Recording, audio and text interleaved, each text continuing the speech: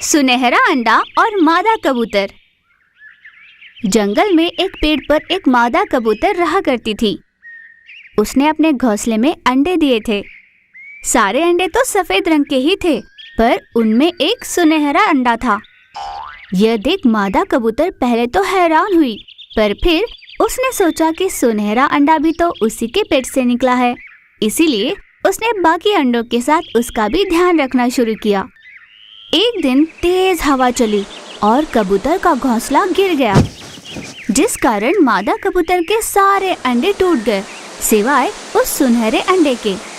घोंसला देखकर मादा कबूतर बहुत दुखी हुई। हे भगवान, मैंने कितनी मुश्किल से अपना घोंसला बनाया था, जिसमें मेरे अजन्मे बच्चे थे। सब कुछ खत्म हो गया। इस निर्दयी तूफानी हवा को क्या आज ही चलनी थी? आ भी गई तो क्या मेरे ही अंडों को नष्ट करने आई थी? ऐसे आक्रोश में रोए जा रही थी। तभी उसकी नजर पड़ी उस सुनहरे अंडे पर। जिस अंडे को देखकर मैं घबरा गई थी, वही अंडा बच गया। कम से कम इसे तो संभाल कर रखूंगी।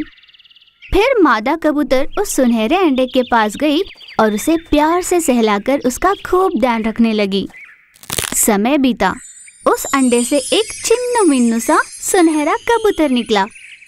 मादा कबूतर ने उसे खूब लाड प्यार से पाला और बड़ा किया। उस नन्हे कबूतर का उड़ने का समय आ गया था, पर मादा कबूतर उसे कहीं जाने नहीं दिया करती थी। उसके लिए खाने का इंतजाम वह खुद ही किया करती थी। एक दिन मादा कबूतर की सेहत बिगड़ गई। उसे बुखार हुआ। उड़ने की भी ताकत नहीं थी उसमें। अपने अन्न का जुगाड़ करने नहीं जा पा रही थी और कोई चारा न होने पर उसने सुनहरे कबूतर को अपने पास बुलाया। बेटा, मेरी सेहत काफी खराब है। मुझ में उड़ने की भी ताकत नहीं। तुम्हारे लिए अन्न का इंतजाम नहीं कर सकती और तुम्हें भूखा भी नहीं रख सकती। अब तुम्हें खुद जाकर अपना अन्न लाना होगा, वरना तुम नहीं जी पाओगे। पर माँ, मैं आज तक कभी इस घोंसले से बाहर नहीं निकला। मुझे तो पता भी नहीं कि कैसे जाना है। मादा कबूतर कुछ न कह सकी। वह अपने बेटे को भूखा नहीं देख पा रही थी। जाने की स्थिति में न होते हुए भी मादा कबूतर के पास और कोई चारा नहीं था। वह बड़ी मुश्किल से बाहर गई और अपने बच्चे के लिए अन्न ले आई।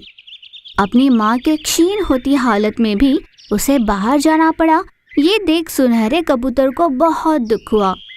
उसने रोते हुए अपनी माँ से कहा, माँ, मुझे माफ कर दो। मुझे खुद से ही नफरत हो रही है। तुम्हारी इतनी सेहत खराब है, तुम उड़ने की हालत में भी नहीं, फिर भी मैं भूखा ना रहूं, इसलिए तुम पीड़ा में रहते हुए भी मेरे लिए खाना लाई। मैंने आपकी सेहत की सोची भी नहीं। आज अगर मैं कहीं नहीं जा पा रहा, किसी काम का नहीं रहा, तो इसका कारण आपका हद से ज्यादा लाड़ प्यार ही है माँ। ये आज मैं समझ गया हूँ। मेरी भी समझ में ये बात अभी आई है बेटा। तुम ऐसे ही रहे तो भविष्य में तुम्हारा क्या होगा, ये सोच सोचकर मुझे डर सा लगने लगा है।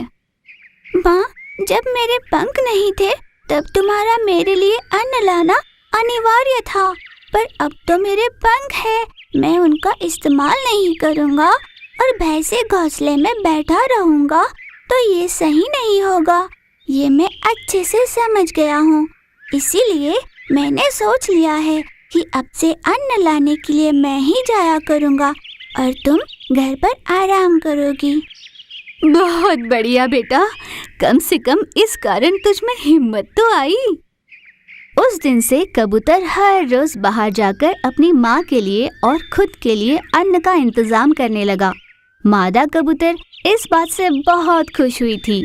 अपने बेटे को देख माँ बहुत निश्चिंत हुई।